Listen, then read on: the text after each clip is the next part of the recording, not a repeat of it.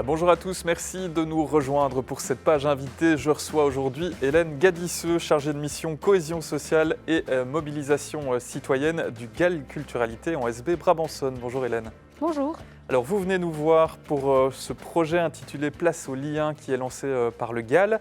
C'est une initiative en fait qui part d'un constat, la crise sanitaire, les différents confinements, ça crée un isolement, une solitude importante chez certaines personnes et notamment chez les seniors. Oui, tout à fait. Un sentiment de solitude et un isolement qui était bien souvent présent même Déjà avant ouais. la crise sanitaire, mais qui se voit évidemment renforcé par cette crise sanitaire et qui malheureusement probablement lui subsistera aussi. Donc c'est vraiment un projet qui est initié dans ce contexte-ci, parce que il nous semblait temps de réagir et de mettre ça en place, mais c'est un projet qui dépassera évidemment ce contexte particulier que nous vivons. Oui, cette solitude, elle est amplifiée par le fait que il n'y a plus d'activité possible, il y a moins de personnes qui viennent sonner à la porte par exemple, etc. Oui, voilà, les personnes, je crois qu'il y a une crainte aussi de sortir de chez soi, donc des personnes qui étaient peut-être déjà moins à l'aise avec le fait de sortir parce que éprouvant des difficultés de mobilité, etc., se retrouvent ici en plus limitées dans leurs contacts, enfin la crainte de sortir, et puis les contacts sont réduits aussi. De nombreux services professionnels, par exemple, un simple exemple, j'ai eu une volontaire qui est normalement coiffeuse à domicile qui me disait moi, je coiffe beaucoup de personnes âgées à domicile, tous ces services-là sont à l'arrêt. Or, parfois, c'est le contact de la semaine ou la petite visite de courtoisie qu'une personne a sur la semaine. Tout ça est à l'arrêt pour le moment, et donc on veut être créatif et proposer un peu une réponse tout en respectant les normes de sécurité actuelles, évidemment, pour maintenir ce lien qui manque chez beaucoup. Pour en rester au niveau du constat, ce dont vous parliez, la solitude qui est amplifiée, c'est le point négatif de la crise, mais le point positif finalement, c'est qu'on s'est rendu compte de l'importance de la solidarité en ces temps plus compliqués et notamment envers les personnes les plus fragiles. Oui, voilà, c'est vraiment deux constats, c'est de se dire ça s'amplifie, mais en même temps, il y a une conscientisation aussi au niveau, je crois, des citoyens, de se dire j'aimerais bien me rendre utile parfois dans mon quartier. Il y a eu beaucoup d'initiatives en mars qui sont sorties pour faire des courses, pour faire beaucoup d'élan de solidarité de ce type-là. Le GAL Culturalité avait mené une enquête pour voir quels seraient les changements de comportement que les gens seraient prêts à adopter. Et cette solidarité était ressortie dans les comportements. Donc c'est vraiment un peu battre le fer quand il est chaud aussi, et de se dire proposons quelque chose de structuré à ces citoyens qui veulent s'impliquer sans trop savoir comment. Et ici, on est dans le petit service, mais on est aussi surtout dans le maintien du lien pour discuter, que ce soit par téléphone ou de visu. Tout ça est à construire, évidemment, en fonction du volontaire et de la personne qui est visitée. Là, vous posez véritablement un cadre. Mais donc, en pratique, comment est-ce que ça va fonctionner ? Alors en pratique, nous, on reçoit tous les candidats bénévoles, donc on rencontre tous les candidats bénévoles. On rencontre aussi toutes les personnes qui font appel à nous. Donc toute personne qui souhaite une visite ou qui souhaite avoir un coup de téléphone de temps en temps et qui souffre de solitude, qu'elle soit isolée ou non d'ailleurs, parce qu'on peut être en couple, on peut être, mais néanmoins souffrir de solitude. Elle peut faire appel à nous, et donc nous, on la rencontre, on voit avec elle quelles sont ses disponibilités, quels sont ses besoins.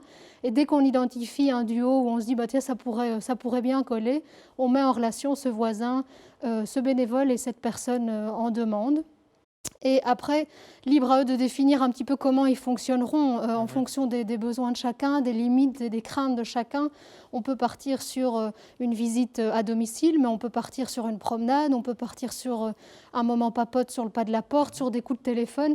C'est vraiment la volonté de laisser de la flexibilité à deux personnes adultes qui se rencontrent et qui décident de rompre la solitude, tout en respectant évidemment les normes actuelles en matière de distanciation sociale, etc. C'est un point sur lequel on est vigilant aussi, de s'adapter aux besoins et aux limites de chacun. Oui, évidemment, d'autant plus quand on s'adresse à des personnes plus âgées qui sont aussi souvent plus fragiles, quoi. Voilà, oui, tout à fait, c'est vrai qu'elles sont plus fragiles, mais c'est vrai que c'est un des points aussi, une des valeurs qu'on porte dans le projet, c'est de se dire qu'on s'adresse à une personne adulte qui est responsable aussi de ses choix et qu'on ne veut pas protéger à outrance en l'empêchant finalement de recevoir tout contact.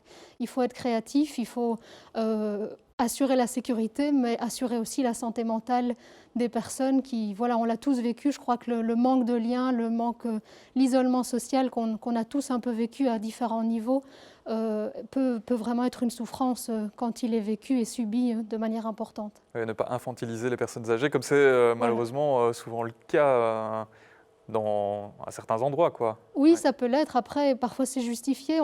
Parfois, non, c'est pas juste. L'infantilisation n'est pas justifiée, mais les craintes parfois Oui. peuvent être justifiées de se dire tiens, quel risque, est-ce que le risque n'est pas démesuré? Ici, on fait vraiment, on offre une réponse à une demande, donc des demandes qui nous sont adressées, et on tâche d'y répondre du mieux qu'on peut avec les bénévoles qui répondent, et grâce aux bénévoles finalement qui répondent à notre appel. Donc notre appel concerne tant les bénévoles qui veulent s'investir, qui ont 1 heure par semaine environ à investir pour rompre la solitude, qu'aux personnes âgées qui en ont besoin. Alors, vous avez déjà un certain nombre de personnes, de volontaires, de bénévoles qui se sont signalés Oui. pour donner de leur temps. Vous avez peut-être un petit peu moins finalement de seniors pour l'instant qui ont signalé qu'ils souffraient de solitude. Mais la difficulté dans ce genre de projet, c'est vrai qu'à partir du moment où on s'adresse à des personnes qui souffrent de solitude, qui sont isolées, les canaux de communication sont parfois leur parviennent moins facilement. Donc Oui. c'est vrai qu'ici on vise aussi la communication via des personnes de première ligne, via des médecins, via des pharmaciens, via des aides familiales, etc. Des personnes de confiance finalement qui pourraient mettre en confiance la personne et dire tiens, je pense que ce projet pourrait te faire du bien, pourquoi ne les appelles-tu pas? Donc ça peut, si vous avez un parent, si vous avez un ami, un voisin où vous vous dites tiens, ça pourrait, ce projet semble correspondre à quelque chose que la personne aurait besoin, n'hésitez pas à lui en parler et qu'elle nous appelle, qu'elle nous contacte et on se fera un plaisir de pouvoir voir avec elle quels sont ses besoins. Voilà. Je dis on parce que c'est le GAL Culturalité, mais Ouais. c'est en collaboration avec la ville de Jodeuil, la commune de Beauvechin et la ville de Ramilly, le CPAS de Ramilly. Donc c'est vraiment un projet qu'on mène sur 3 communes en partenariat avec le plan de cohésion sociale de ces 3 communes-là. C'est un partenariat qui fonctionne bien. C'est un projet pilote en fait sur ces 3 communes pour l'instant, avec peut-être la volonté de l'ouvrir après à d'autres communes voisines. Voilà, on démarre sur ces 3 communes. Maintenant, le territoire d'action du GAL, c'est les 7 communes de l'Est du Brabant wallon. Donc au fur et à mesure, peut-être que des communes rejoindront l'aventure. Mais pour le moment, on démarre sur ces 3 communes-là qui étaient prenantes. Et donc voilà, on initie l'aventure. Et c'est vrai qu'on a déjà quelques volontaires qui ont répondu à l'appel. On a déjà reçu des demandes aussi. Donc les premiers binômes vont rapidement pouvoir se mettre en place. Et on espère que ça aboutira à de belles rencontres. Pourquoi justement avoir choisi ce mode de fonctionnement, des binômes ou bien des trios?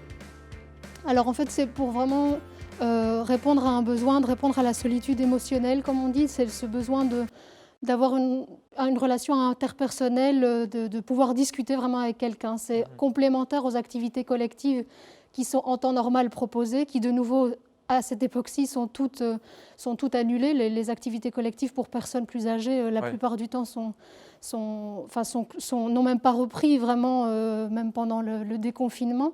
Donc c'est ça aussi, ça renforce la solitude. Mais donc voilà, c'est de pouvoir offrir une relation, de ne pas...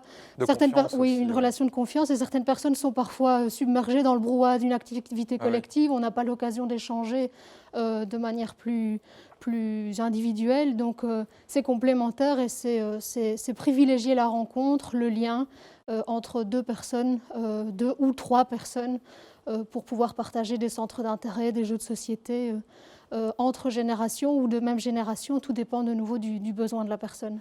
Et donc il y a un gros travail qui est mené aussi pour rencontrer toutes les personnes et pour pouvoir faire au mieux le matchmaking, je dirais. Oui, tout à fait. Sachant que voilà, c'est vrai que nous, après une première rencontre, on se dit bah, tiens, ces 2 personnes-là, elles ont l'air d'avoir des centres d'intérêt communs, ça pourrait déjà être un bon démarrage. Oui. Et puis si jamais ça ne devait pas coller, on est dans des relations humaines, c'est tout à fait possible d'identifier une autre personne. Voilà, c'est normal, mais en tout cas, en fonction des premiers centres d'intérêt, des premières choses qu'on peut ressentir lors de nos rencontres, on essaye de proposer des duos qui nous semblent matchés, comme on dit. Et donc l'urgence à courte échéance, c'est de vaincre la solitude, évidemment, mais à plus long terme, c'est aussi de recréer de la cohésion sociale qui a parfois un petit peu tendance à disparaître.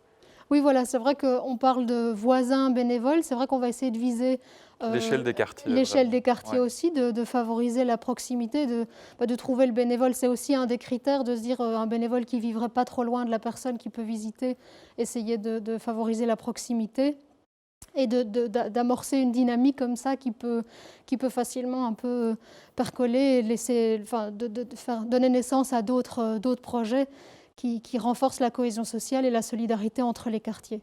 Parce que créer du lien, de la solidarité, cela permet aussi de maintenir les personnes âgées plus longtemps à domicile. C'est prouvé. Mais disons que l'aide des aidants proches, que ce soit la famille, les enfants, etc., mais aussi les liens de quartier, montrent en effet qu'avoir ce tissu-là à différents niveaux peut renforcer le maintien à domicile, peut être voilà, c'est apporter sa pierre à l'édifice pour que la personne se sente plus en sécurité, qu'elle continue. Allez, c'est simple, mais quelqu'un qui ne reçoit pas beaucoup de visites, parfois on n'a plus tellement envie on prend moins soin de soi. Ouais. Ou, enfin, savoir qu'on a de la visite, savoir qu'on va voir quelqu'un fait en sorte Ah oui. qu'on va davantage s'apprêter, on va peut-être préparer un petit quelque chose, on va oser sortir accompagné alors qu'on n'oserait pas sortir tout seul. En sortant, on maintient des liens avec sa voisine, son voisin qu'on ne verrait pas si on restait chez soi. Donc c'est tout un peu une dynamique qu'on peut renforcer à travers simplement des petites visites, des petits... voilà, savoir que quelqu'un va venir, savoir qu'on peut reprendre confiance dans ses capacités à se promener, etc. C'est toute une dynamique qui est positive, quoi. Non. Si on a regardé l'émission, qu'on a envie de donner de son temps ou qu'on se sent dans la situation où on est un peu en détresse, on se sent seul, on peut s'inscrire, se renseigner comment? Alors on peut appeler au niveau du GAL Culturalité, donc c'est le numéro 0487 90 85 44, donc ça c'est le numéro de téléphone auquel on peut me contacter. On peut aller aussi sur le site www.culturalité.be/place au lien étant au pluriel, et alors vous serez mis en contact soit avec la personne locale au niveau de la ville de Jodogne, Beauvechin ou Ramilly, soit moi-même, Hélène Gadisseux. Voilà, merci Voilà. beaucoup Hélène Merci. Gadisseux d'avoir été des nôtres pour parler de cette belle initiative du GAL Culturalité en SB Bramançonne, place au lien qui démarre. Et merci à vous de nous avoir suivis. À très bientôt sur Télécom.